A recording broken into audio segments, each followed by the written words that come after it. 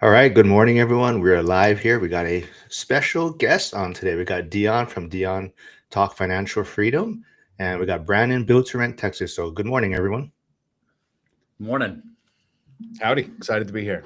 And just a little warning: Brandon said there's a storm headed his way, so there might be some background noise and whatnot. But we'll do our best to keep the noise down. But today's gonna be a fun one because last week I did a live stream talking about net worth and its value and if people should be concerned with it. And Dion actually popped in on that live and did his famous little saying about it, which he can talk about after.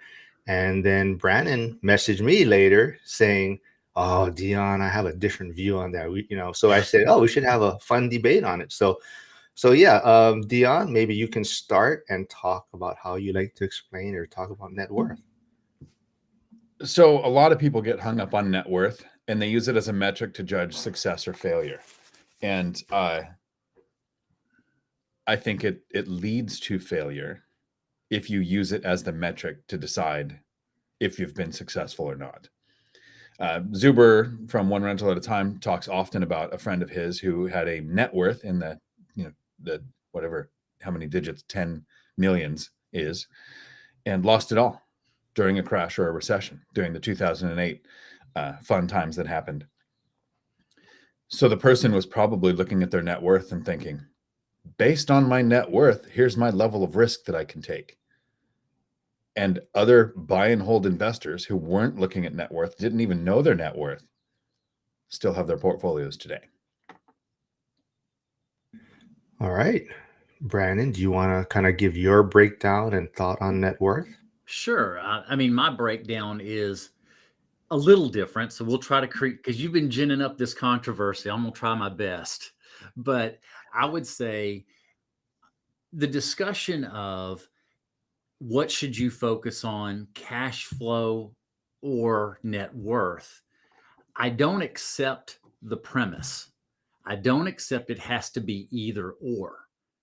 I believe you can focus on both at the same time. I agree that cash flow is the first in protection of assets, but I think you can focus on both at the same time. And I know from my banking background and all my financial background, we do look at personal financial statements. We it is a consideration, and some people get denials because of their personal financial statement and net worth. They're too highly leveraged and very illiquid.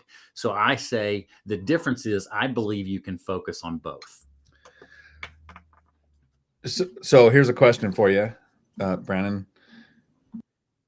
Uh, for simple terms, for anybody watching, understanding the debate is net worth an important metric or is cash flow an important metric? I mean, they both can be important, especially if you're going for a DSCR loan. Net worth can be a part of the determining factor whether you can get the loan or not. So I get it that there are times where it matters. But as far as a judgment of success or failure, for the people watching, how do you calculate net worth? It's very similar to a balance sheet. So I'm adding up liabilities and assets to get the net worth, just like a business does the same thing with their balance sheet. They're looking at retained earnings and the productivity of their assets. Okay, so based on that, in the simple explanation that you just gave, it's assets minus liabilities, like a spreadsheet. Okay, so Mark, you're the host. Here's my question. If a person has $4 million in real estate and has a $1 million mortgage, what is their net worth? $3 million. Okay, what about depreciation recapture? What Okay. about capital gains tax? What about the on average 8% that you're going to spend with your real estate agents to sell your portfolio to walk away with the cash you're talking about? So assets minus liabilities sets the average individual up for absolute failure because that 3 million just became 1.7 million. Like that. But that's the assumption you're going to do it that exact way. No, it's net Me, worth is net.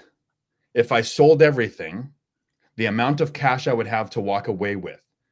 And in that exact example, I said, here's the asset, here's the liability. The equation that bankers use less than 5% of people work in the banking industry retire before the age of 50. So it's not an industry I would go to for advice on real estate. Stocks, 4% rule, sure, there's not as much of a transaction cost. You're selling as you use it, so you don't have the massive capital gains hit. But in real estate, this is why it's such a dangerous metric. Mark could have been making decisions thinking, I have a $3 million net worth in the simple example of I have a $4 million portfolio, $1 million in mortgages, I have a $3 million net worth. Didn't consider, what is the cost of selling? What does it take to actually get that money and walk away with it? That's just the first example of why net worth is so dangerous. In the banking industry, your spreadsheet would have had all that. That's why I didn't ask you the question. You would have went, oh yeah, I got about a little under $2 million I could walk away with. But Mark, a person with rentals, a person with content creation, a person interacting with multiple multimillionaires, did assets minus liabilities, like the tens of thousands of people who could see this video in Futureland would have walked away going, I have $3 million. 4% rule, that gives me about $120,000 a year to live on. That's awesome. I'm out of here. And boom, it's really about 80,000 a year.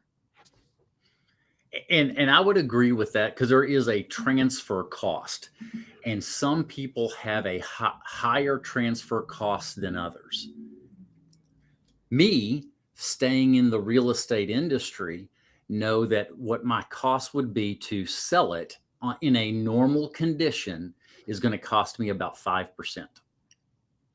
And well, I mean, that's a simplistic thing. What about the depreciation recapture? That's never going to be 5%. You're right. You're right. That's I'm talking about just the sales side of it. You do have.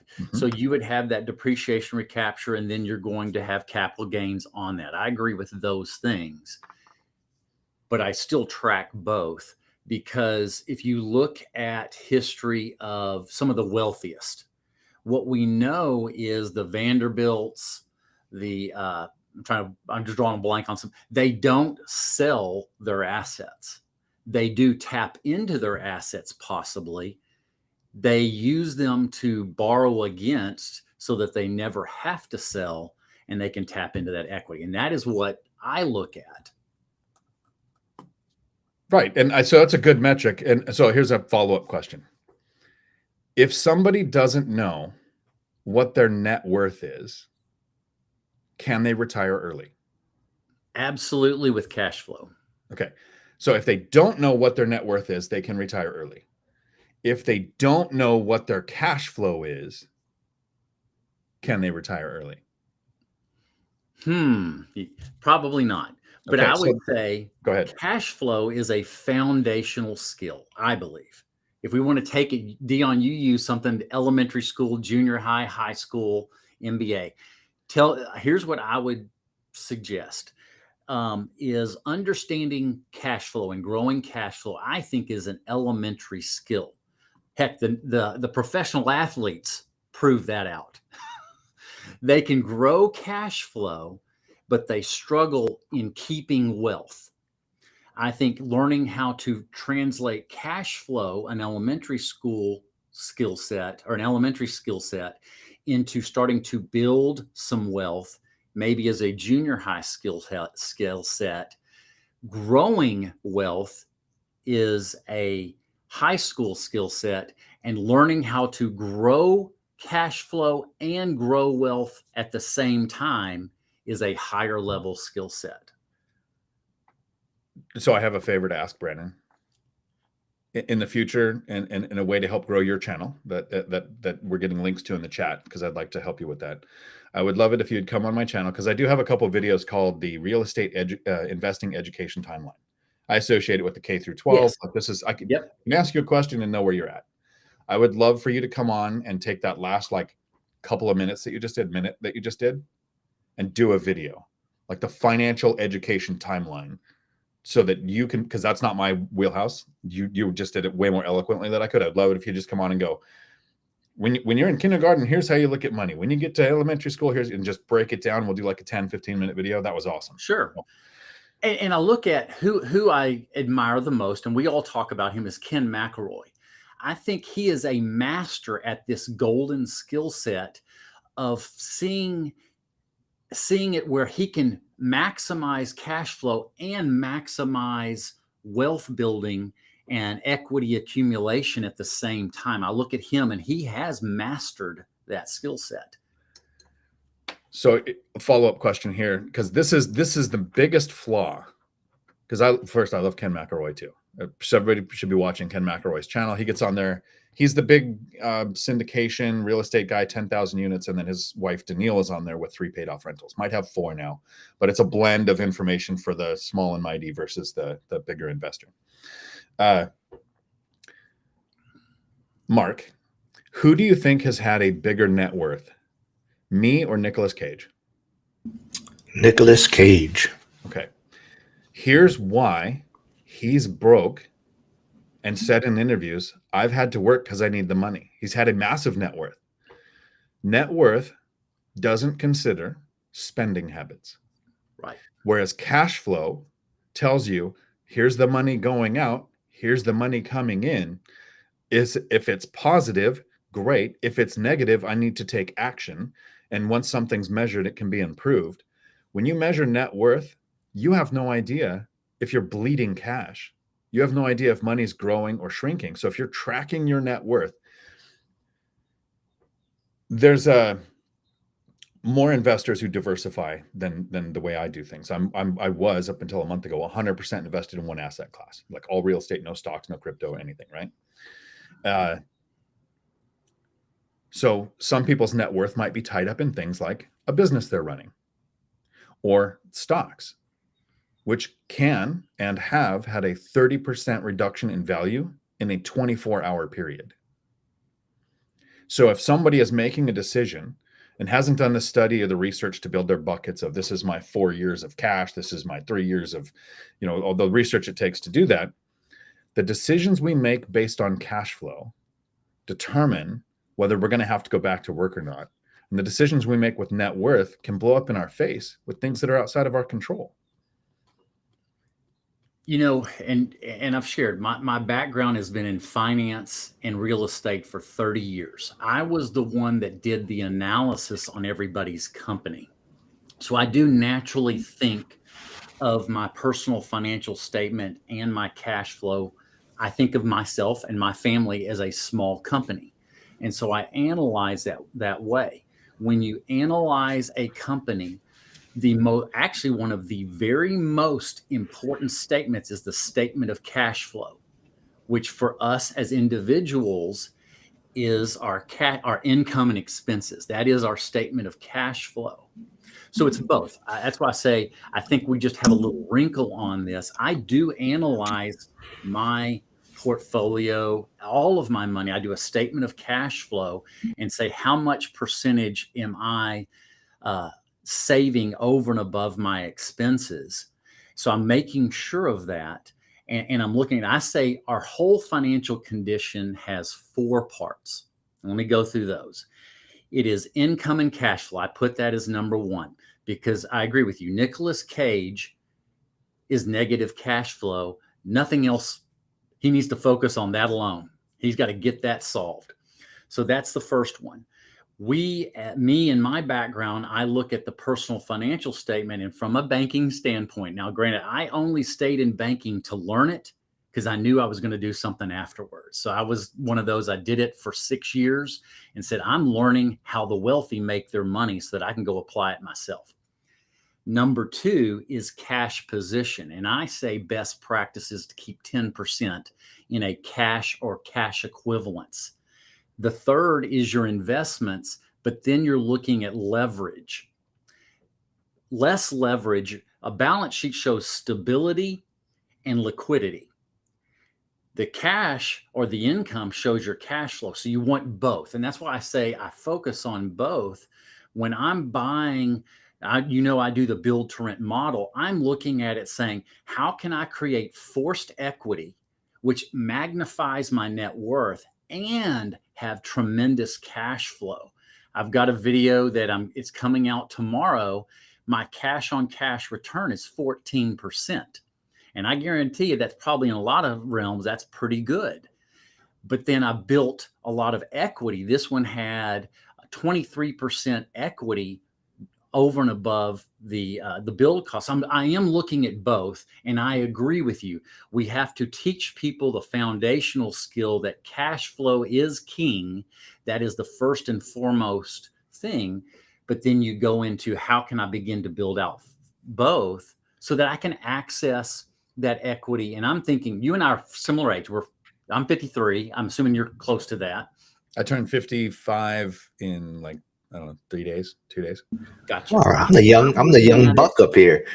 I'm looking at it in the future, maybe in my 60s, I might want to push forward that cash flow, tapping into some of that wealth, or having the flexibility. Maybe I'm buying some more. I will look at that and see what's the best thing. Because I've told my children, they ask me the question, how many properties do we own? And I sit there and I pause and I say, we don't own anything. Your mom and I do. When you get them later in life, when we've passed away, they're going to be leveraged for our benefit. But that's just what I'd look at. I want to grow that wealth. And I agree that 50-60% is where optimal I want to be when I'm fully retired here in the next couple of years. So that's just my thoughts on it. Okay. And so in the debate for the average person on whether net worth or cash flow is what matters, I'm going to take something of the things that you just talked about. The first one is you made a sports ball reference. At least that's how I look at it. I forget who it was because I'm not a sports ball guy, which I did find on sports attire in Europe. It actually says for the sports ball fan.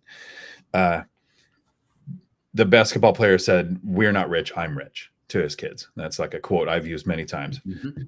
But you said you want to run it like a business. And I believe most things we can run like a business. Businesses tend to have the ability to take emotion out of the decision-making process a lot easier than people do.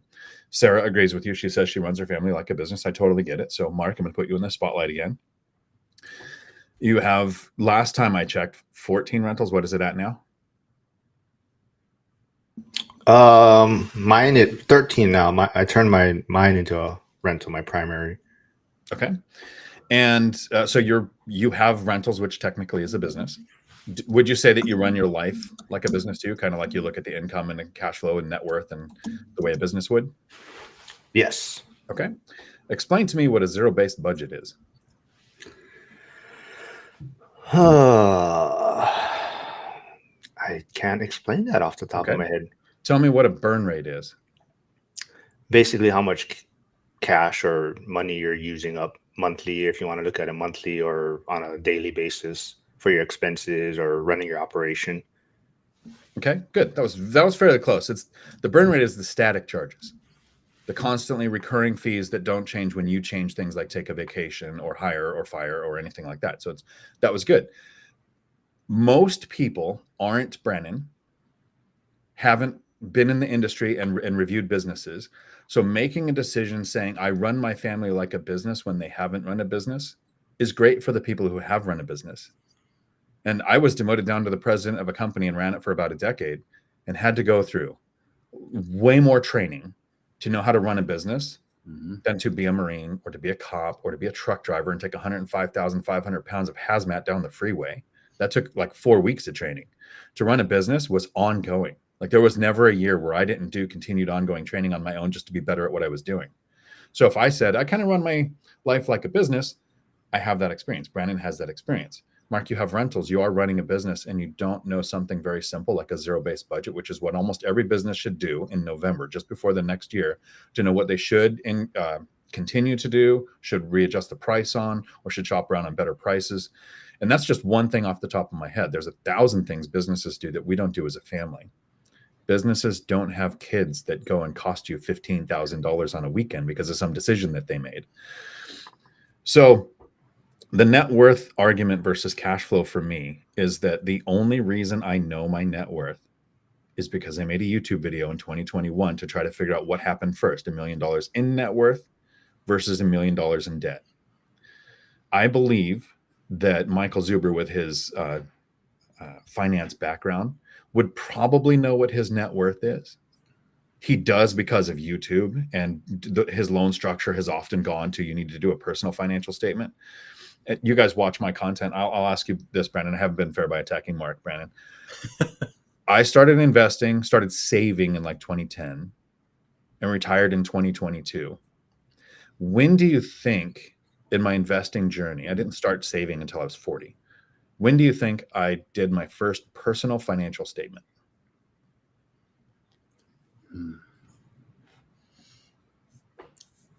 Might be just in the last 2 or 3 years. It was the first time I was looking at a DSCR loan. Yep. And I was only doing that because there was a reason. It was going to be over 4 units. I was going to do a DSCR loan on like an 8-unit property, and I wanted fixed rate debt. I had to go to a friend. So financially free multimillionaire that isn't working, had to go phone a friend and go, hey, Matt, lumberjack landlord, help me grow up. What is a personal financial statement and how do I do it? Because, and I can't say this clearly enough, I'll end my argument with this. Net worth and your personal financial statement are absolutely pointless unless you're using them to qualify for lending. I agree. It's used for qualifying for lending. What I look at too is that the IRS taxes income, not wealth. So what I'm focusing on is both, because I know later in life, I don't plan to sell these. If I do sell them, it'll be a 1031 exchange to maybe improve my cash flow so that I can access that wealth. You probably heard the BBD, buy, borrow, die. I plan to do that later in life to push forward that cash flow and of course, still keep it in a healthy cash flow category. So I'm looking at doing that because I want my income tax. If we leave it, let's just say, let's leave it where it is. Let's leave the loan where it is. And we know rents will go up over time, the math of time. At some point, it's going to exceed the depreciation. And now we're going to begin to to pay taxes on it. Now I'm going to try my best to explain something I think of, and this just comes from my financial training, is present value of future cash flows. I run those calculations and I say, okay, when does it change when I know I'm paying, let's just say 15% in income tax, and I choose a metric of 8%, there's a point where it's better to push forward that cash flow. I've got the loan and all those deductions that now minimizes my taxes on that cash flow. These are the things my brain works with all the time just because of my training. I know I'm a freak. My own family says that. I think I read a book on math calculations. I have a book out there called 50 Real Estate Math Calculations. I read that book. That's just the weird person I am. Okay, so we've met in person, right? Yes. And I wish I wasn't sick when we met and we could have spent more time talking. So I would like to see you in the future. So everything I've done in this video so far was me trying to help the viewer. The next few minutes, I'm going to try to take a moment and help you. So I didn't realize it until I was about 40, but I really love teaching. Right? I ran a martial arts studio. I'm a defensive tactics instructor for several different law enforcement departments around here. And I ran a CDL school. I started as an instructor. I preferred being in the truck, but apparently I'm pretty decent at talking to people. So I got demoted into a management role. It's very hard to remember what it's like to not know something. You're right. When I start teaching defensive tactics, do I go right into the exact amount of force and the angles used to break a human neck? Or when I start teaching a semi, do I say, here's the driver's seat, let's get on the freeway? The way you're looking at finances, it sounds to me like you're saying, here's all of the information I have and here's how I process it. Let me share this with people so that they can understand it. Instead of thinking, I have a YouTube channel where about 60% of the people who have watched my content don't own a rental yet. The majority of them have between 1 and 5. And for some reason, there are some people with hundreds of units that watch my content. And I don't understand. I should be watching what they do, right? And learning from them. So I don't go into the high-end end game rental theories. I try to say, when you're starting out, here's what you focus on. Learn how to save, increase your income, decrease your expenses. There's more possibilities of increasing your income than there is to decrease your expenses. So what can we do for that? You have a credit score you should probably start paying attention to. I don't think you should make a decision on what your strategy is until you talk with a lender and find out what your options are. And I walk them through these baby steps. A lot of people who make content are talking about, here's how I gather funds for a syndication. It's fun. It's a great video. It's interesting to watch, but is there anything actionable in there? So if we are talking to a new investor and we explain, here's your net worth, and I'll just ask Mark, how do you calculate an internal rate of return? I don't know. Okay, so you don't need that yet, because I didn't know how to do that until I was already financially free and retired. But it is a method that you can go, this asset isn't performing as well 2 years from now as if I were to sell it and redeploy the capital somewhere else. You can make high-end decisions with that. So Brandon, it's not that you're right or wrong. Net worth has value. It's the target audience. Who are we talking to? If you have that business owner with 40 years of experience that's thinking up, okay, how do I wrap this up? Is it a trust for my kids? Do I find a broker and sell my business? Yeah, it's all high-end stuff that your decades of research is going to pay off on. But if it's that person thinking, I need to buy a rental that makes more than it costs me, where do I start? Net worth is a deal breaker, just like the LLC debate. It'll stop people in their tracks. And I agree. You've said that before, and I do struggle with that. The reason I'm doing my channel, and it's very young as a channel, I did it to help me learning how to explain things better. I did it as much for me as I'm trying to do for my audience. I'm doing it, Michael Zuber speaks of it many times. He's doing it. Why the negative comments don't bother him is because he's got a mission. It's not about the money. It's about the mission. And so it doesn't phase him. See, there's that lightning strike. I don't know if y'all heard that. Good special effects. Love it. There you go. I'm adding that. But I'm doing it too. And I appreciate what I've told people, and here I am 30 years in this industry. And Dion, I have learned so much of things the way you have taught it. I've learned more, and I want to be that. And I've had a compliment that was one of the most meaningful compliments I've had, is somebody compared me to you. And I thought, okay, I'm heading down the right track. I'm trying to improve it. So bear with me as I'm trying to do that. And I agree with what you're saying. I've noticed that too, as I've really gotten involved in this community in the last 2 years. I've got to remember what I didn't know, and I've got to get better at using the words to explain it. So I hear you, and thoroughly love this conversation, because I think it will help others think about it. It's a great strategy to get better at things by teaching people. If you start with the concept of, if I was going to explain this to somebody, what is the step-by-step process? And an example is, I used my binder strategy from probably 2015 to 2019 before I tried to explain to other people what I was doing. From 2019 to 2021, I got exponentially better at the binder strategy by breaking down the steps and explaining the psychology of each step to the people that were learning it. So in these videos that you're going to be making on your channel, where you're trying to explain concepts, a lot of it is, it's almost that, which is dangerous. We do this because we've always done this. But if you're going to explain it in a video, you have to figure out why, which will then let you realize something's changed sometimes, and you need to redirect course. You won't do that unless you're trying to show it to somebody else. So I think it's a good strategy to try to share the information.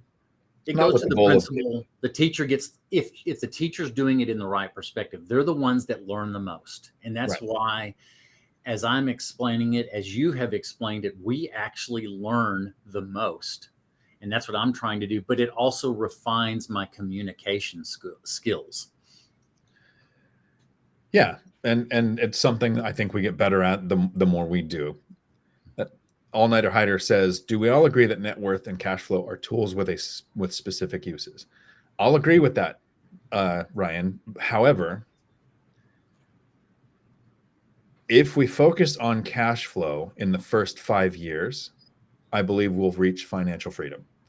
If we focus on net worth in the first 5 years, those first 5 years, most of us aren't doing DSCR loans where it's going to matter. Most of us are thinking conventional. I've never had a lender ask me what my net worth was or tell me what my net worth was.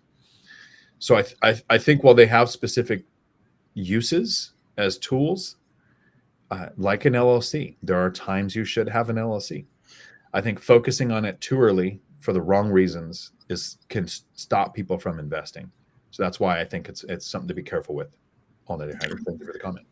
Yeah, Troy wants to make clear before it disappeared, but he says he's on record saying cash flow is king. And Sarah seems to be agreeing quite a bit with what Dion has been saying a lot. So, for example, she says, I'm with Dion. He's spot on. Banks run their numbers that way because they need to make loans in order to make money. They have you focused on net worth. Failure focusing on so much on net worth. Do y'all know why a bank, and this is 100 years of history, I sat down and visited with the president of a big bank here, and the history of why they required 20 to 25% down. The reason why is from historical what they've seen. And Dion, you've mentioned it. They factor in the worst case scenario. If we have to liquidate, what are the costs? So that's why you'll see banks periodically get out of best practice and require only 10% or 15%, but they don't do it long because then they have lots of losses. They traditionally do 20 to 25 because they know that there are changes, and that if you have to sell it in a distressed situation, there's going to be losses. And typically that 20% at least stays at break even. And that's why I share those things. You do too.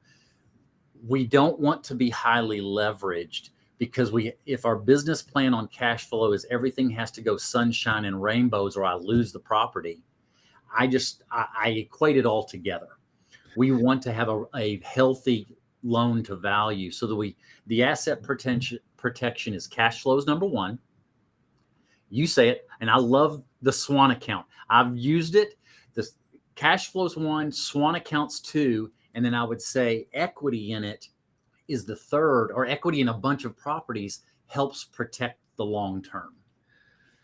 Yeah, there's a few factors when lenders are looking at making those decisions, and the one that is the most tangible is if we have to exit this, how do we not lose funds? That's the main reason for the 20 to 25%, and with DSCR sometimes 30 or 35%. And so from the lending side, that's what they're going to see. But banks also have the non-bean counters that go, there's emotions involved. We want the person investing in this property to have what's called skin in the game. Yes. Then they also look at the success rate and they say, we want to make sure that the skin in the game coming from the investor is from the investor. That's why banks don't want borrow 80% from the bank and borrow 20% from somebody else. So you have zero money in the thing. The bank can still exit without losing money because they have 20%, but you're more likely to default on something you don't have any money in. So that historical data is used. And then if we really want to confuse everybody, we can go into fractional lending and we can say, here's why it doesn't seem like they actually have to have 20% to get out of a property and not lose money. The thing that I think to take away for the new investor, that person that's starting, is to understand why the bank wants to lend you money in the first place. Because most of us grow up thinking, I'm going to put money in the bank and save it. So the bank wants my money. Like that's the education timeline, kindergarten version of the bank wants my money. Your money in a bank goes on the liability column. They're paying you an interest rate. They've got to store. It's expensive for the bank to have money. So they're in the business of lending it out. We just have to learn the game of how do I become bankable? And that comes down to that savings to have reserves, your credit score, understanding how much of a down payment you're going to need or where that down payment can come from. And that those starting lessons are a lot different than the finishing lessons, where I have less than 10 conventional loans in my name. So no kidding. I want my lenders to kind of hate my guts. I shop rates every time I shop. It's rate and terms every time. People like the lumberjack landlord has a close relationship with his lender and they've built loan products for his portfolio. It's a very different situation. So what stage of your investing are you in? Like Chester says, is we have tools for the right strategy at the right time. You're right. You're right. You know, I was thinking of a scenario, and this comes from my, recent, talking to bankers. They had someone that had a hard money lender. It was cash flowing. Then something changed in the rate and the condition of it. And because they were leveraged so high, they lost all of it. They didn't have a path out to get some other lender to do it. So, that's what I think of all those things. And that's just my natural conservative banking background. I look at every purchase I make. I want to make sure it cash flows at its highest amount that makes sense. And I also want to have good equity so that if my scenario doesn't happen, I can get out of it and not lose other properties. That's just how I think. So I'll explain how I think on a very similar situation and how I further reiterate the lack of value in net worth, just for the purpose of this debate. Right. When I was growing my portfolio, I was tracking cash flow to know when I can make decisions. But I was also tracking not net worth, but loan to value ratio of my portfolio. Sometimes specific properties, but in generally the whole portfolio. In growth mode, I wanted a 70% loan to value. So if I had $1 million property, I want $700,000 in debt, $300,000 in equity. The $1 million doesn't matter. The net worth doesn't matter. It's a ratio. Whatever the gross value is, 70% was my target goal for loan to value.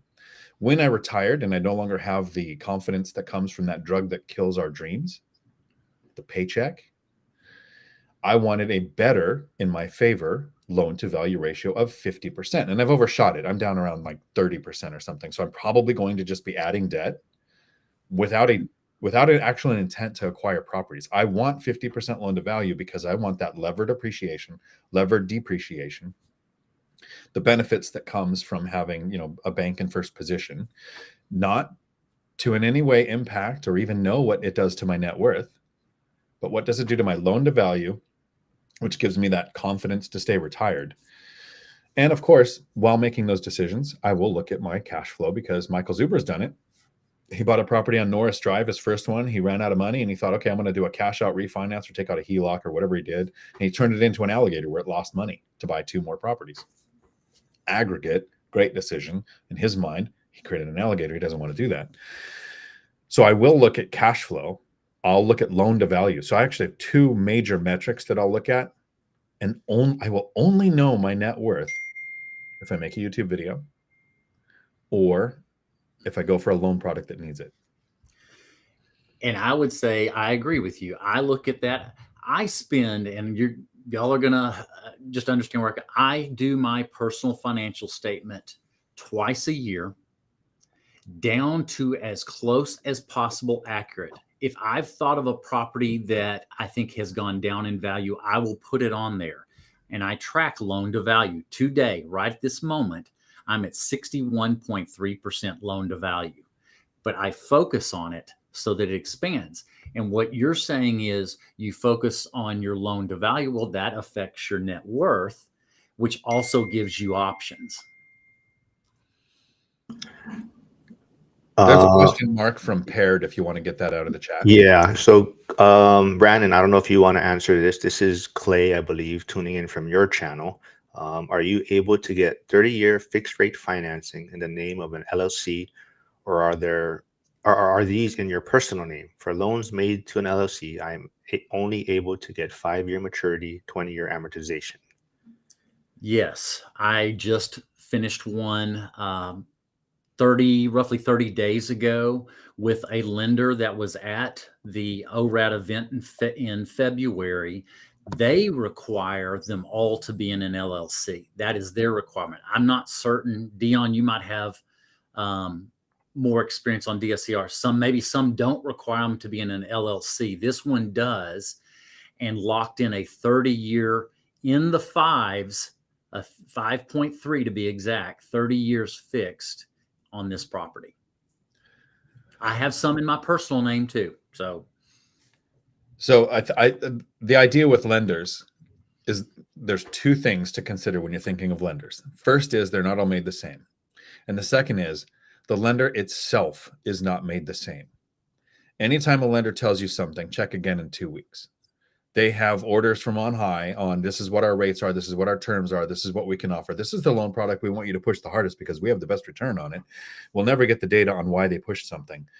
I've seen both LLCs do 30-year fixed rate and non-LLCs do 30-year fixed rate. And I've seen lenders at different times say neither were offered. My first question for Clay is, what country are you in? Right. So if there's somebody watching and most of us are in the US, not all of us, 30-year fixed rate debt is fairly common. Like even up to Velocity Home Mortgage goes up to $30 million in value. Convoy Home Loans goes up to sometimes 8, sometimes 10 unit for 30-year fixed rate debt in your name or in an LLC. They have different options. In most countries, 30-year fixed rate debt is unheard of. They're so, I want to say brainwashed, but they're so used to that they'll say, oh no, we don't have 30-year fixed rate debt. We have 5-year fixed rate debt. That's not fixed rate debt. It's adjustable in 5 years. They're looking at it kind of backwards. When they hear that in the US, you can get a loan for 30 years at 3% interest in 2020, and then interest rates can triple, and it has zero impact on your owned existing asset. It's unheard of in so many countries. So the LLC thing, I would shop lenders. For me, I've always checked with at least 3, and I don't just go to 3 lenders. I go to 3 different types of lenders. I start with a large bank, Wells Fargo, Chase, one of the big 3, Bank of America, because they have the strictest criteria. So if you qualify for them, most of the other lenders are going to be able to qualify you, at least initially, without doing almost any research. They'll just say, oh, that bank approved you? Okay, we can work with you. And then try to get them to beat the rates or terms from the bank, and then go back to the bank and give them an opportunity to keep the business. But the other lenders are, so, brokers, the Convoy, Velocity, Guild, Fairway, one of those. And then for a while I was trying credit unions, but in Washington State I had bad luck with those. So try different ones because they will have different metric on whether they're watching the 10-year or they're watching QE or QT. This lender was lending 1, and their metric was based off the 5-year treasury. And I will say, focusing on loan to value like you and I do, I get better terms, better rate, lending 1, and I think some other DSCRs. If you're at a 75 or 80% loan to value, your rate is a little higher. It gets lower at 70, and it gets lower at 60 and below. So I maximized my term and option to create even more cash flow, because this property was at 60% loan to value, and I got its very best rate that they could offer. So I do focus on that, and I think others should focus on those options for the future, is getting that loan to value down. And if they're going to restructure the loan, they typically get better terms, the better loan to value they have. All right, I kind of want to move on to Cody's question here. Cody says, I've been hit hard on cash flow over the last 5 years. Something seems to pop up every month, but net worth has exploded in the same 5 years. How do we get both of those to align upward? If you want to go first, Brandon, I have a canned response to this one, but go ahead. I'll let you go first because I'm not certain exactly how I'll respond. Okay. Because this is a very good question and it comes up very often. And some of it comes from watching the wrong content creators. Because I'm going to say this very slowly. So if anybody wants to take a note, this is the sentence that you should use to answer this question every time. Expenses like repairs and maintenance and vacancy do not impact cash flow. I know that there are some people who go, oh, it takes money out of my pocket. It's impacting my cash flow. No. When we calculate the numbers on a rental property, the equation that most even the content creators who talk about their expenses hitting their cash flow will say this: annual profit divided by cost to acquire gets you your cash on cash return. And in that equation, your annual profit is all the money that comes in, right? So this is like a cash flow statement, is all the money that comes in from everything. So rents, pet fees, parking, laundry, whatever you're charging for, the money that comes in minus expenses, which is principal, interest, taxes, and insurance, and future expenses, repairs, maintenance, and vacancy. The more expensive the market you're in, the smaller the percentage might be. The cheaper the market, the bigger percentage you should do. I'm in a fairly high cost of living area, so I set aside 15% of gross rents. So there's a little over $35,000 coming in. I set aside $5,150 a month into an account that is for future repairs, maintenance, and expenses. That's a little over $60,000 a year, and my most expensive year was about $38,000. So I've never actually covered in an eviction. I haven't had eviction. What did I have? A roof, a garage door, any expenses that came up never came close to that. So if expenses increase and your cash flow goes down, you're making one of two mistakes. One, you didn't calculate enough money set aside for future expenses. Or two, and this is the mistake that people make that costs them their property, you're not raising the rents. Even Graham Stephan lost properties because he didn't raise the rents. And I'm in a lot of groups, and there are people who go, I don't want to raise the rents and lose a good tenant. So the odds are, Cody, you might lose a good asset. Are you doing a consistent rent study? And yeah, some years they'll flatline. What's BAH doing? Basic allowance for housing for military. What's Section 8 paying? What are your comps that you're finding? What value adds can you do to your property? Because yeah, insurance has tripled for me. Property taxes have gone up. So those static expenses do increase, but not as much as rent does. And people don't understand the power of a small rent increase. A 5% rent increase to gross is usually 25 or 30% increase to your net. And the simple example is if you have a $2,000 rent and you have a $1,500 mortgage, you're setting aside for repairs, maintenance, and vacancy, you're making maybe $300 in profit out of this property, and you do a 5% increase, that's $100 increase.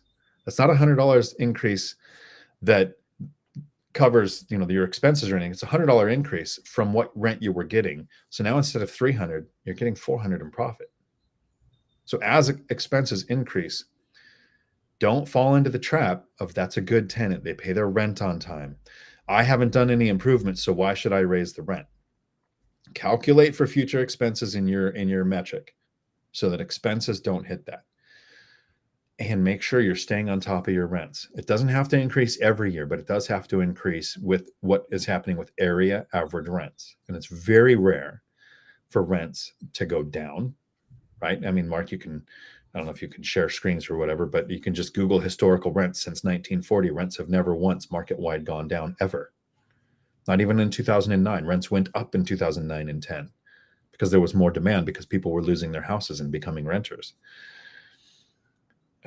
So hopefully that helps. What I've done now, mine are all new construction I am not even at 4 years in. July will be my fourth year. So mine are all new. And so what I start out at in saving for vacancy, capital expenditures, any of those things, I start out at 7.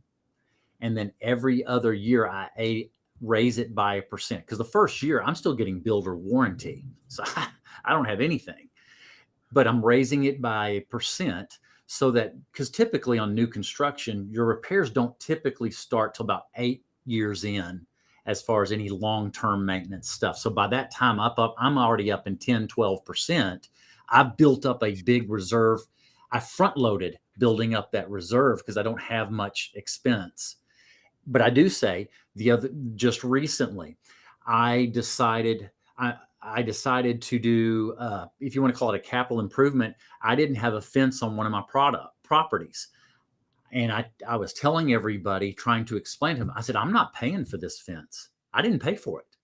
My renters did, because I took it out of my Swan account, stroked that check for $3,500. It didn't faze me a bit.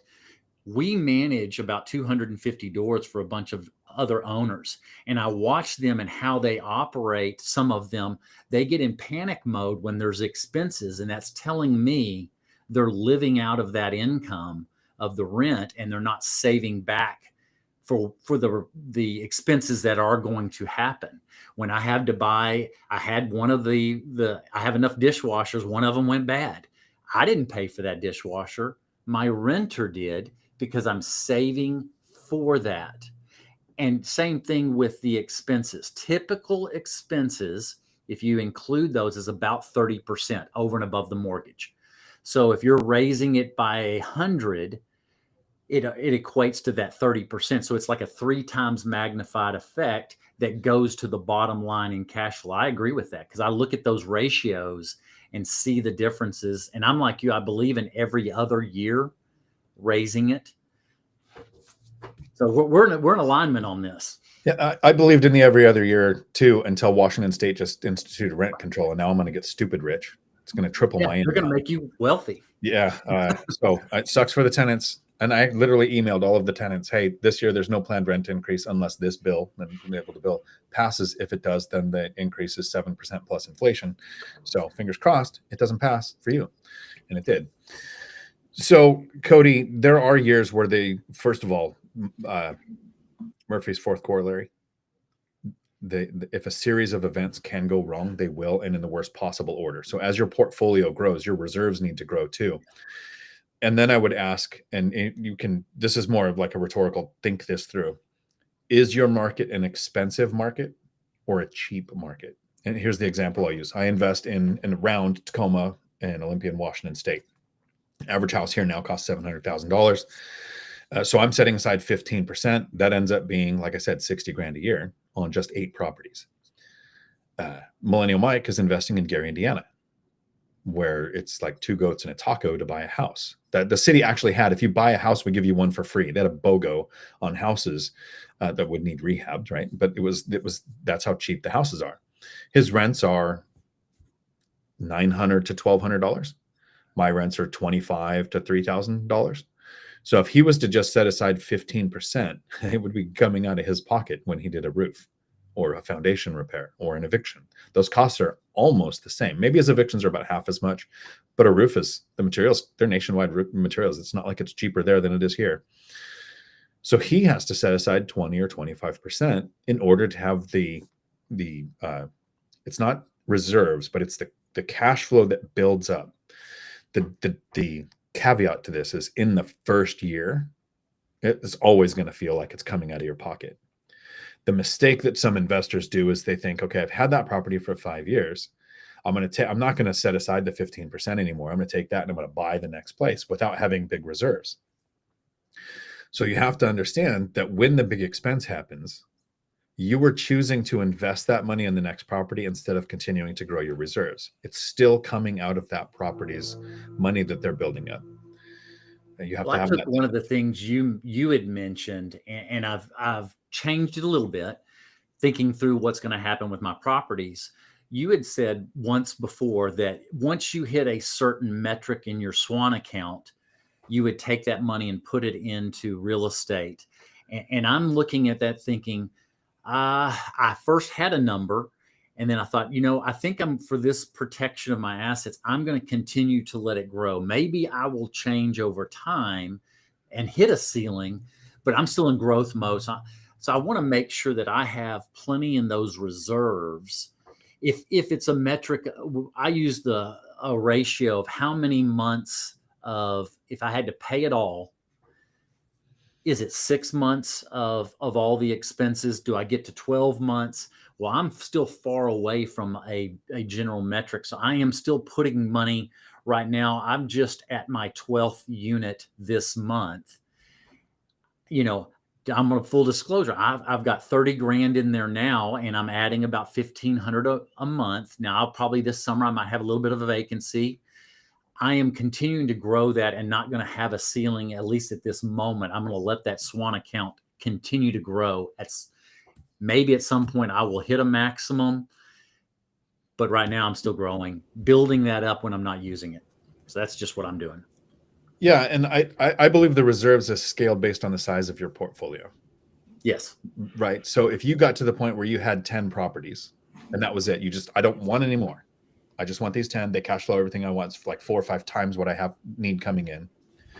Then at some point you might hit your reserve cap. If you're in growth mode, I think it scales as your growth does. There's a question here on taxes in Washington State. I'll answer really quick for Sarah. So we get an assessment in the mail every 2 years on what your property's value is, but they do assess it every year in Washington State. It's just like Texas. So every time I hear people freak out, and in Texas, they look at your taxes every year. It's the same way in Washington. Some years they go down. So I also got a text message just now from Flavio. He's in the chat. He's watching, but he's in Grandview, Washington. So I know he's somewhat in your area, Dion. But he says, "Too bad we didn't have this discussion earlier." He says he lost a property. Basically, he was looking at a property's expenses, did not make sense, but he never looked into raising the rent. It was a property with tenants in place. So I'll try to do this as short as possible because I could talk for freaking hours and I don't want to do that to you. But when I was looking at retiring in 2021, 2022, I started making jokes of I'm going to retire sometime between tomorrow and 3 years from now. My biggest concern was what would make somebody get rid of their rentals? Like there are people who fail at real estate. Now I was reaching financial freedom. It takes me a couple hours a month to manage. Like I'm ready for a lawsuit. I've got an attorney retained. I've got the insurances in place. Like all of the things I'm thinking I'm covering all the bases. I'd struggled to find people who used to own rentals. And I wanted to get the data. Why did they fail? What was the most common reason? And then I finally found the group of people. It was in the Choose FI group. So they're not in bigger pockets or one rental at a time, because these are people trying to grow a portfolio. The people who failed are generally not going to go back in that chat. But in Choose FI, it's mostly stock investors. Some of them used to own rentals. And so I started chatting with some of them, and I just got into the groups and reached out, and privately, so they didn't have to put their stuff out publicly. And I just get the story of what happened. And there'd be a couple of times where it was I had a death in the family, a divorce, or we moved, or whatever. But almost everybody who lost their properties, I want to say like 90% of the people I talked to, didn't raise the rent. And it was the one thing that just killed the deals over. But I kept hearing, even the people who lost the properties would say, "Oh, they were good tenants. I just didn't feel good raising the rents." I'm like, yeah, but Graham Stephan used the sentence. He said, "I would have made more money if I buried money in my backyard." We didn't raise the rent for 10 years. What do you think is going to happen? And then here's the thing that blows my mind every time I say it. Rents have never gone up, ever. We're paying the same for rent now as they did in Egypt 3000 BC. The value of our currency goes down. The rent in 1970, the value of a rental, and yeah, you can go size and distance to shopping and where your work is and everything, and place value on it. But the dollar is worth like 3% of what it was when it first came out. We've lost 97% of the buying power of the dollar. So of course it seems like rent's gone up because it takes more money. But it doesn't take more money because the value of renting a place has gone up. It's just our money is becoming worthless. What I'm learning right now, and maybe this is a journey for others too, I used to think property tax, which is a big percentage here in Texas. So property tax and insurance, most people think those are fixed and you can't control those expenses. And what I've learned over the last 3 years, and now I'm thinking back 10, 15 years ago, thinking, why didn't I do this then? Is fighting property tax value every single year. That is what I should do. That's just part of my job, because if I fight it, usually so far, every time they come down at least a little bit every time, which then puts that money back in my pocket. But then I've learned the strategies when I'm talking to, here in Texas, it's called central appraisal districts, of how they do it. Because typically they're not helping you. You've got to learn the little nuances. And I'm learning those things now, how to lower that fixed cost, because just the name fixed cost, you feel like you don't have that control. And I'm realizing you can reduce those expenses. Or one of some properties I'm building right now, I'm building some single families, and I found them in a subdivision just outside of city limits. So now I don't pay city taxes, which saves about 1%. So then the tax rate, that extra 1%, is why I'm cash flowing that much better versus inside of a city limits. These are little things you learn and the ahas, because your first one, we all talk about it. Dion, I don't know if you remember this scenario. This was 2 years ago. We're sitting at lunch at the table. You and I were there with about 4 or 5 others. And my heart was broken with this guy saying he's been going to these things, listening to these videos. At that time, he said like 7 years and had never jumped in. And I remember you and I looked at each other and it just broke my heart. This guy is caught in this learning loop and whatever else is going on in his brain, trying to make the perfect grand slam on the first purchase. We learn the most off the first purchase. We have to learn firsthand knowledge. Yes, it might be a single or a bunt. Let's just say it that way. But then what we learn from there, we start making singles, doubles, triples, home runs, but we can't do it unless we get the first bunt. We got to get in at the first one. And we're trying to teach them how to look at that first one and cash flow and understanding cash flow first so that they don't make that negative cash flow alligator. But get into the game, find out how to get into that game. Because I wouldn't have learned these builds that I'm doing recently. I would have missed them. I only learned them because I got into the game 4 years ago. Yeah, it's very challenging when you see somebody that has had the opportunity to start many times. Mm-hmm. And analysis paralysis is the thing that we refer to the most. The other thing I look at is I would like to see your content stream. I want to see is reventure, is real estate mindset, is the people who have called 19 of the last 1 crashes ever happened, still making the videos that go and subconsciously tell you there's too much risk. And then there hasn't been a year where 2 years later, everyone is saying, I wish I bought 2 years ago. And at the same time saying, but this time it's different. They're right. I started in real estate sales. I built a team and I recently sold it.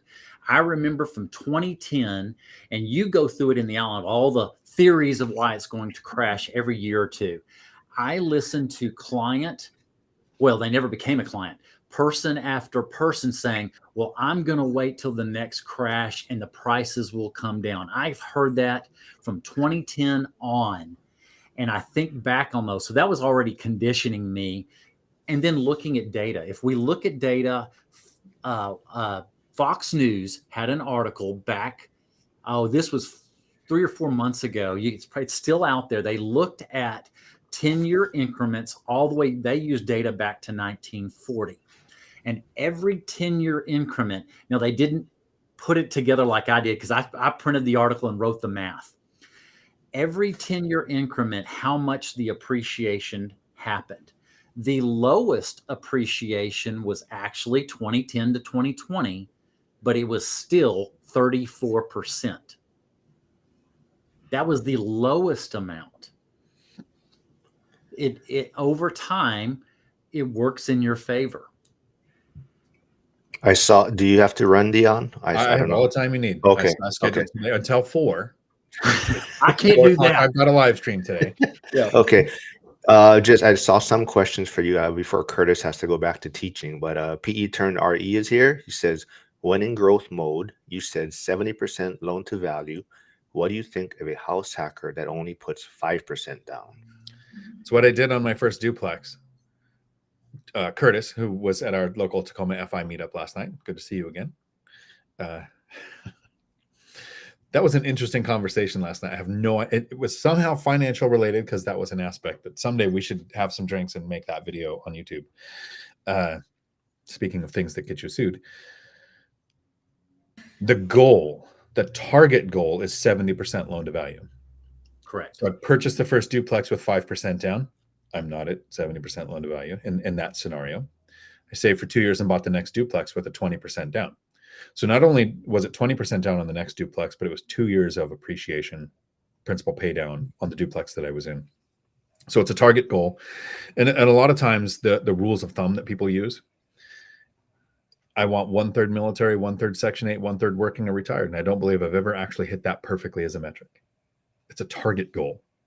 I want my properties at least 10 miles apart, close to several different economic drivers so that I have sources of tenants. And if a port closes or a base BRAC meeting happens and closes, or Boeing goes on strike or something, only 1 or 2 of my properties is impacted, and 2 of my properties are 7 miles apart. So these are the target goals of a strategy that makes us most likely to succeed, but don't let the pursuit of perfection stop good enough from happening. Right. Perfection's the enemy of progress. You know, Uh, oh, and you and I've talked. So when we're looking at properties, or I'm sorry, I consider it because I watch the video so much. Um, People use this 1% rule. That is something to analyze, but it's not everything. I'm looking at a property. I'm running the metrics. That is one piece of it. I'm looking at location. I'm looking at the entire situation. Am I building a single family house in a predominantly rental area? I prefer to look at it in something that's above 50% owner occupied. I'm looking at the entire thing. It's not just one single metric. You can make mistakes thinking through one metric. And you share that regularly. I'm wanting to state that too. I look at, I don't know how many numbers, but it's a lot of numbers of metric when I'm looking at a property. And ultimately, does it fit my strategy? I'm shooting for the stars, but hey, if I make it to the moon or farther, that's good too. You've got to set that goal so far out there. I'll give an example. So this is years ago, and this is where I believe what can be done. And this is why I try to think not in either or, I think in both and. So I chose to get into triathlon. So I said, and I told my wife, I said, I'm doing this. I don't want to be the best in Cleburne. I want to be one of the best in the country, or I'm not going to do this. That was my goal. From day one, it took 7 years, and I ended up making Team USA's World Triathlon team for 3 years. But it showed me the power of how to think. And when I made the first year's team, my whole mantra when I did this is, I want to have no regrets. That was everything. I want to do everything I physically know how to train, so that even if I don't make the team, they took the top 12. That's it. If I don't make it, I at least had no regrets. I did everything I knew how to do. I'm doing the same thing in this investment strategy and in my long-term goals. I'm trying to learn everything and have no regrets. That if let's say it fails, I don't think it's going to, but if it does, I'm going to have no regrets because I've done everything in my power to know. So I am learning, but I'm also jumping in and applying at the same time. That's just what I've been trained in my mentality. all right. John Williams has a question for Dion. Shoots, I just lost it. It moved. Where did it go? Oh, That happens if to me you, all the time. yeah, if you're at the 2 year mark, but feel, what if they ask for more with binder? Do you do the 5% or the binder? So let me understand this. We're at the 2-year mark, because I normally was doing 5% every other year, which is going to be the answer to the rent control question. I would only do the binder if there was a black swan event.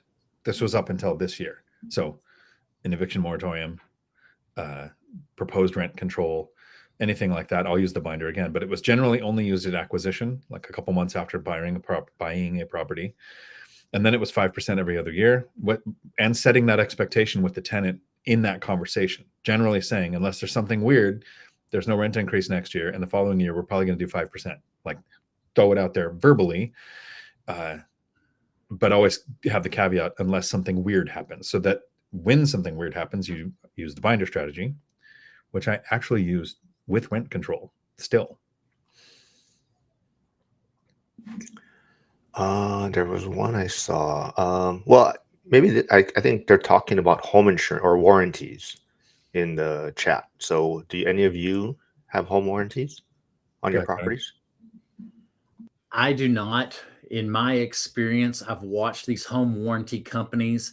Their whole perspective is to find the loophole not to pay. and I've watched it for more than now almost 15 years. And I felt like the return on home warranties is not there, because I've seen it not just once, dozens upon dozens of times. They are trying to find a loophole not to pay. So, you guys are younger than me, but close. Do you remember Circuit City? Yes. Yeah. Do you Universal? Was it Universal City after that? I think it was literally another city. Basically, Best Buy previous. Every time I ever got a warranty with anything, a computer, a printer, or whatever, that company closed. The home warranty companies have teams of people whose job it is to find that loophole, to find the reason why this isn't covered. And yes, there will be people who did have something replaced, but my tenants pay for those repairs, not me. Right. Set aside reserves, get that reserve built up. The first year is kind of rough. You have the discipline to mentally calculate a repair 15 or 20 years from now. That's going to have, you're going to need a roof. They don't last forever. That's going to be today. If it's 7 to 15,000 in 15 years, it's probably going to be 20 to 30,000. Like, inflation's going to happen in these next 10 or 15 years. So that money needs to be there, and make sure it's coming from your tenants. That's why we have the rentals. We don't have the rentals to spend our own money. I don't think anyone mentioned it, but Dion, do you have any thoughts on Trump possibly or talking about reducing or getting rid of Section 8? Are you following me on Facebook? No, but I didn't see you post it. I did. I So don't know. that comes up. It's bot people, bots, not it's bots programmed by people from a specific political party trying to make Trump sound bad to investors. So they're on all the Section 8 things, and they just keep posting, and it's always anonymous. In 2000, so they're taking articles from, step away from the CNN, on how it's going to reduce it by 40%. Google it. The exact same articles came out in 2018. And it pointed out the budget proposed, which will be adjusted and amended. And nothing is talking about a reduction to Section 8. It's talking about taking 40% of the funds that are going to Section 8 and giving it to the states. So states will have more control of what they do for their housing. Tell me how the real estate billionaire is going to take funding away from something real estate related. It's FUD, fear, uncertainty, and doubt. And people want to cause an uproar and put somebody back in there that gave us 9% inflation, open bordered, and transgendered kids. So come at me with all the fear you want. Sorry not to get political on your channel, but you brought it up. I try to stay impartial on my channel because I understand both sides are right. We had this conversation last night. Literally came up as to how I can't date a conservative woman or a liberal woman because both sides have their own insanities. How we got on that subject, I don't know. Well, But I'm gonna dive in just a tiny bit, and I had to use it. I'm not going to say who with, because I think there's extremes on both sides, and I said both extremes have TDS. One has Trump derangement syndrome, and the other has Trump divinity syndrome. And so it's TDS on both sides. And what I'm trying to do is be balanced and understand what's going on in a balanced way. And also looking at, where does this information come from? Do they have an agenda? I have this question I got to get to real quick. It's from Instagram. It's from MJ. He's asking, Dion, since openly talking about how much money you make a month on rentals, has there been any women that seem to think you are more handsome? if I had $1 for every girl that wouldn't date me, eventually they would. That's Millennial Mike says it very well. You know, I'm a midget. I'm like 3'4" tall. Mike says, but you're pretty dang tall when you stand on your wallet. So, yeah, that was from MJ. No, because oh man, it's too much of an overshare. But I'm like 4 glasses of wine in. I'm really open, really quick with one of the things about me with women that's a deal breaker. So women they go away. You know, we talked about it last night. One lady was saying she just wants to have kids, and she starts the conversation with that, and then understands why she's single. So no, women, nope, they can see my face, and it's more important than money to them. So still single. Chester is asking, oh, what about eliminating income tax for people making below 150K? Brandon? I just heard that this weekend when I was listening to a news organization. So I think building or creating another population that doesn't have a stake in the game, more and more of the population that doesn't have a stake in the game, is not healthy. Okay. We should debate that someday. Yeah. I am for the absolute elimination of income taxes. I think we have what's called a sin tax.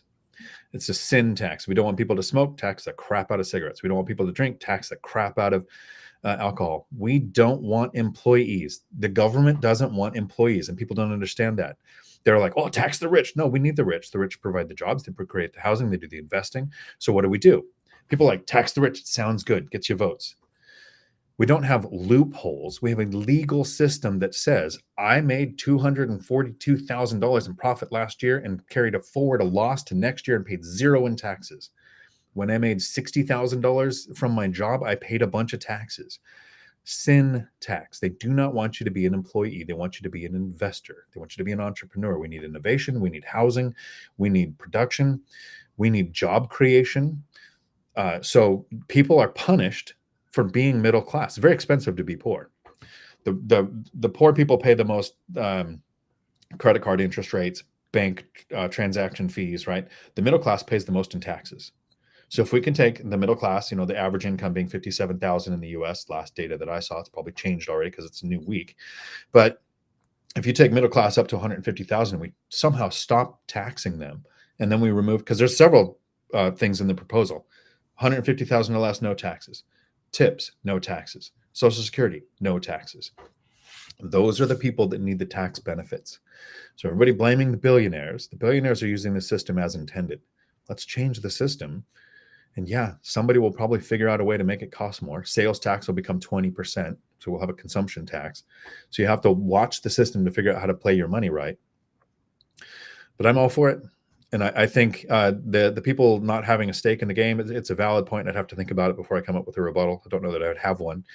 I think the stake in the game is how do we get rid of the property tax, the taxes on income of 150,000 or less? People will say, well, we replaced that with tariffs because up until early 1900s, we didn't have property tax. We didn't have income tax. Income tax. Sorry. And well, tariffs aren't the solution to create the money, but what do tariffs do?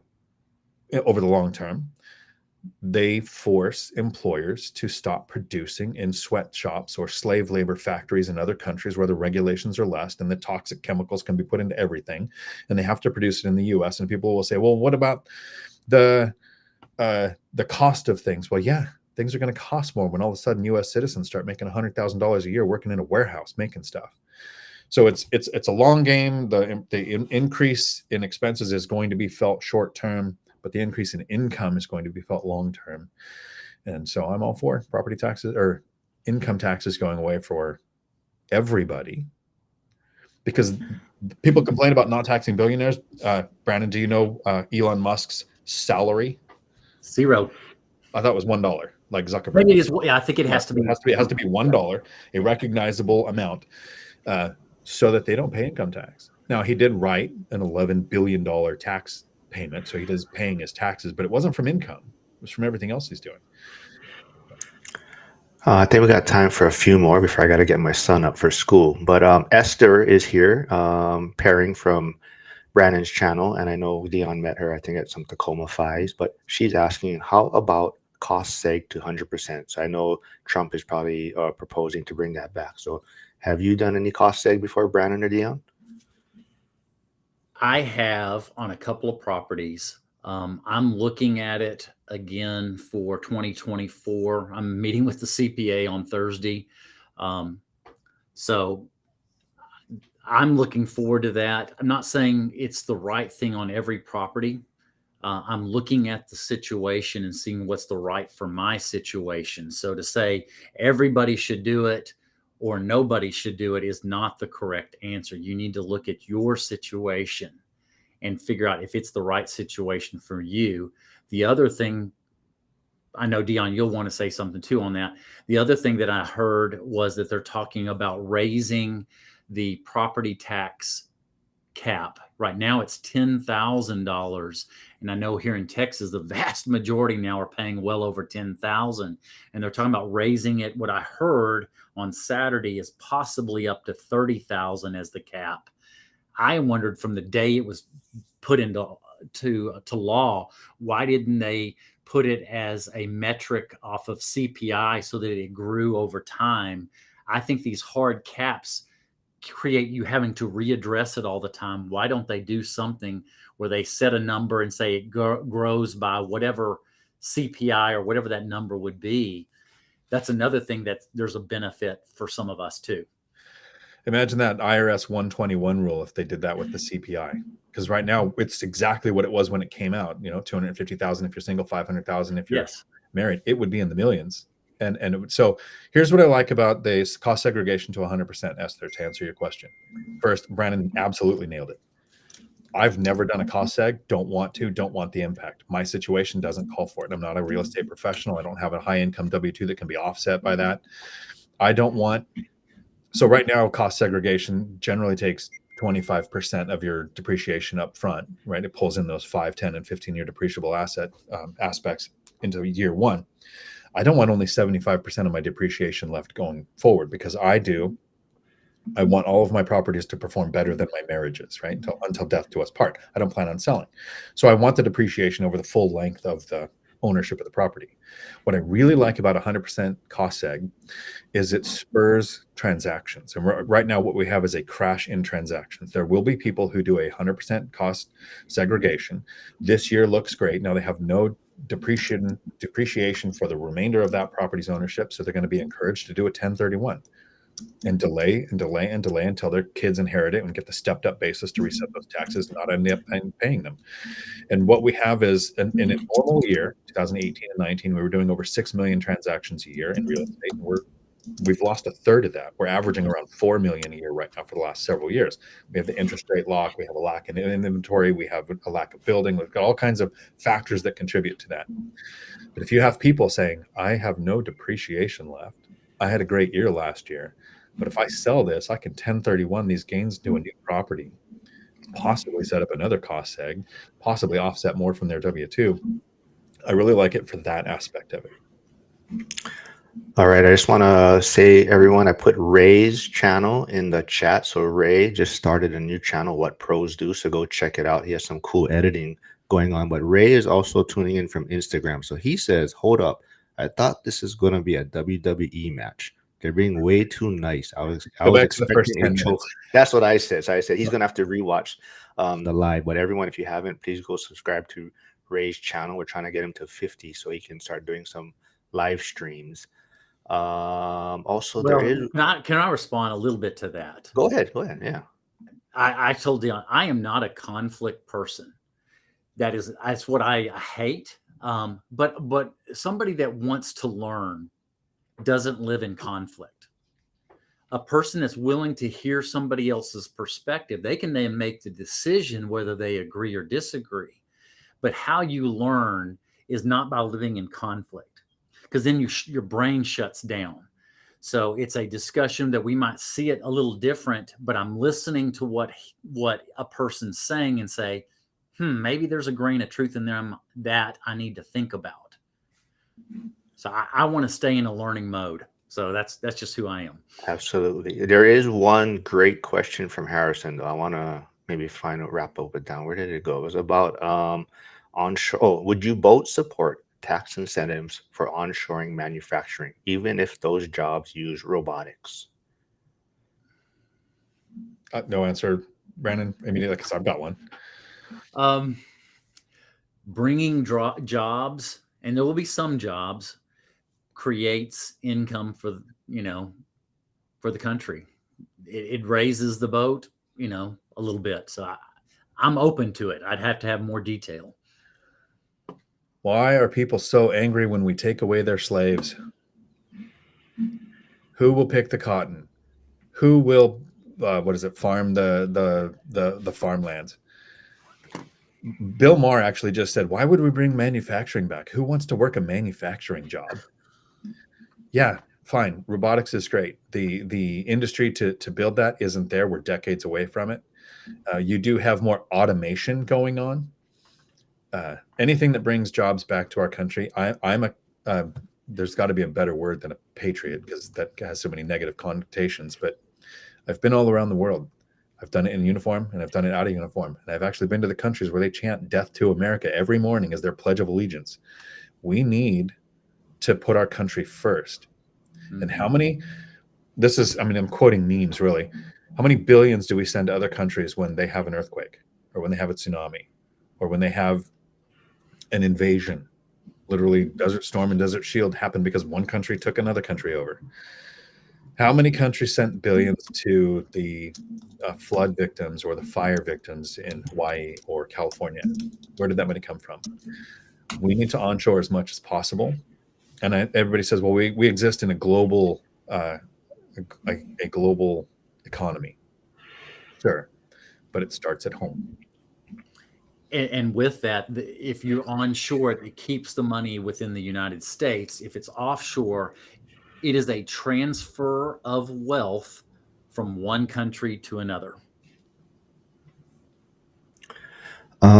Yeah. Oh, okay. So I have a couple of things as well. First, Fire on Fire Investing for Instagram says we have 500K manufacturing jobs available now, and no one wants to work. So pay a livable wage, things will cost more, and people will work. The no one wants to work is I think an answer that comes from privilege. It's like people say housing is unaffordable. Housing's super cheap. They're almost free. It's just not where people want to live. I want to be in the good weather. I want to be on the coast. I want to be near my family. No. Go to Gary, Indiana, pick one of the houses that's almost falling down, give the city 5, 10, maybe $20,000, build your house back up. There's 13,000 vacant houses in just that one city. So housing is Or affordable. where I say it too, if you want that hundred and let's just say $125,000 house, they exist. Move further out. Yeah, they're here in Washington. Everybody's like, oh, I said it earlier. Houses are about $700,000 here, near Tacoma, near Olympia. Got to Walla Walla, get 45 minutes from the closest grocery store, and all of a sudden you're paying $100,000 for the same house. So, yeah, nobody wants to work. We have these jobs available. Unemployment's under 5%. The nobody wants to work is no. We're statistically what's called full employment because that 4 point something percent, those are people who are never going to work no matter what the job offer is. I saw a great podcast with Mike Rowe, kind of talking about this matter, and I like his example of how when they were trying to end slavery, there were two sides to it, right? There was actually a side that was trying to keep slavery in place, right? So if you're looking at it from that standpoint, right, people are concerned now about jobs and bringing manufacturing here, but you have to look at it from what's best for America in a sense, right? And maybe costs of things go up, become more expensive, but now we just have to work around that. And like you're saying, increase wages, figure out what kind of jobs we can create. So even if there is robotics, people, even when like the internet came out, right, people were afraid that there was going to be a lot of jobs lost through that, but now it just creates different types of jobs. So um, yeah, I think this was a great one. Hopefully, we can get Dion back on again, and he can link his channel next time. But I'm sure most people have followed Dion already, so he needs no support out there. But definitely go check out Brandon's channel. Please subscribe and help him get to 1,000. I don't know. You're at like what, 900 now? No, I'm just under 800. All right. And yeah, we'll hopefully get this again and have another fun debate. But I have to go get my son up now and get him ready for school. So thanks everyone for tuning in. And I'll be back tomorrow morning and Dion can go take his nap now.